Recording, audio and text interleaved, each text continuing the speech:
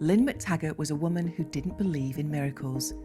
She started her career as a no-nonsense investigative journalist for the New York News and the New York Times, uncovering scandals in adoption or exposing long-hidden secrets of the Kennedy family.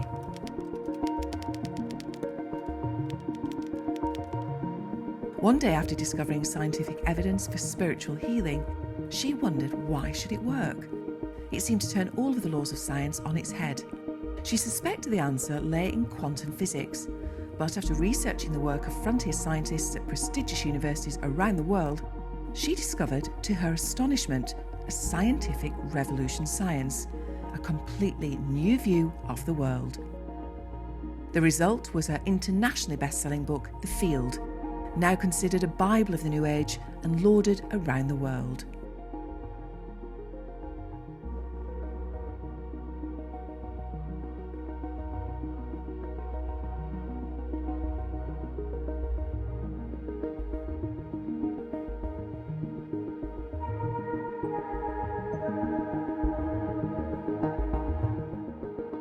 The experimental evidence seems to suggest something extraordinary, that thoughts are actual things that affect other things. How far can we take this in real life, she wondered? Can we cure cancer with our thoughts? Working with scientists at Penn State, Princeton and elsewhere, Lynne invited her readers around the world to take part in what became the world's largest global laboratory. She's carried out 40 experiments, everything from making seeds grow faster to lowering violence in the most violent places around the world. Of those 40, 36 have shown positive results. Targeted seeds grew faster, water became purer, violence fell in areas like Sri Lanka, Washington DC, Afghanistan, Jerusalem, even St. Louis, Missouri, officially the most violent place in America. Dan Brown prominently featured Lynne and her intention experiment in his book The Lost Symbol. He even created a character based on her. In 2008, during a workshop, Lynne scaled down the entire intention experiment, down to small groups of around 8. She expected it to be a minor feel-good effect, like getting your back rubbed. I felt the energy of the circle because we were holding hands as a group, and I felt the energy move around the circle. And as I was holding hands with the group and connecting with the group, it was almost like there was this amplification of the energy lifting us up, and I could feel this really incredibly intense energy. To her astonishment, her participants reported instant healings. One woman who's been limping from arthritis in her knee walked in normally. Another with severe cataracts said her eyes were about 80% better. Lynne called these groups the Power of 8 and kept experimenting with them during conferences and workshops, in person and online. And I'm really so beyond grateful because I know the whole group were just visualising me dancing and showing that I am just free, and that was the massive message I got, and I felt this massive buzz throughout my whole body from you all. It was like the most amount of love I've ever felt, so thank you all. The miracles kept happening. One woman confined to a wheelchair stood up in front of Lynne's audience. Others have reversed leukemia or arthritis, or found new careers, or found love, or ended financial hardship. Lynne made one other major discovery. The most powerful energy of all, she discovered, was altruism. People who were doing the intending were also being healed. Like Wes Chapman, who suffered from depression since being drafted at 19 to serve in the Vietnam War. This is what happened to him after he was a sender in a Power of 8 group.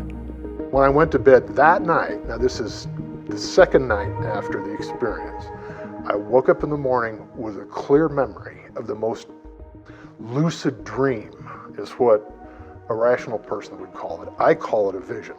And this is not easy to describe. My 19-year-old self was waiting for me. And I felt the most powerful emotions of love and connection and joy. It's like all of his high hopes, all of his beautiful dreams, all of his optimism, all of his youthful energy, it's like, wow. somehow I left all that behind, you know, in that trauma, in that when I dropped into survival mode just to take my draft physical, and God help me, you know, I guess I left that behind. Intention experiments can even overcome hatred among enemies. When Arabs from 9 Muslim countries joined with an audience of Israeli Jews to lower violence in Jerusalem, both began sending love to each other. Jeddah in Saudi Arabia. I saw myself there.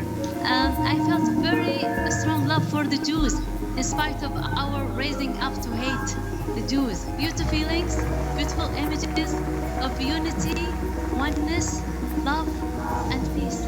We live in Jerusalem, we know it personally. And I've seen images of hugging, of soldiers and Arab people, of kindness one to another, of flowers all around Damascus Gate. This is so emotional. Lynne speaks around the world. She's interviewed on radio and podcasts. She holds online classes. Over the years, she's been called a metaphysical rock star, the Madonna of the quantum world, the Malcolm Gladwell of the new science, and even the Dalai Lama. Every time we get together, it's like a highlight of the day for me, and your beauty and your intelligence, which is so amazing, because I listen to you and learn so much, and I so appreciate everything you offer. Thank you.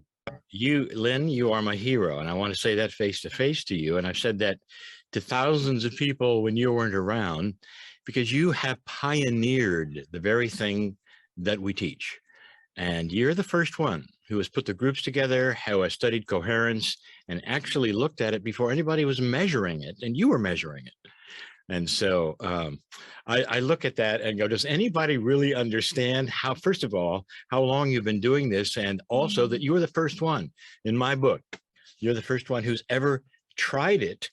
And that got everybody's attention. And even Joe Dispenza, now he's so on board with measuring, and of course the film we did together, that all happened way after what you taught. So we've been doing this a long time. Lynne, through the work that you are doing and showing about how we're able to connect with the field that underlies all of existence, the power of intention, the power of thought, feeling, emotion, belief.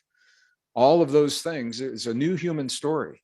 And it's a beautiful story of hope and possibility. And Lynne, I know that you are so gifted with this by bringing people together and allowing people to help each other. It automatically brings the heart essence into the power of the mind. And we're allowing people to be surrounded by a circle of 8 that is, for instance, that is giving to us. And so as we're receiving, we're actually intending that those energies come all the way into me, not just my mind and my thoughts and the ways that I'm thinking, but I'm opening and receiving, and I'm allowing that to happen. She's consistently voted one of the world's top 100 spiritual leaders for her groundbreaking work with consciousness and the power of intention. There are tens of thousands of Power of 8 groups around the world, and she's banding them together as global changemakers. Lynne has come to believe in miracles, but doesn't call them miracles anymore. She recognises that we all have the innate power within us to heal ourselves, heal each other, and heal the world. We just need to wake up.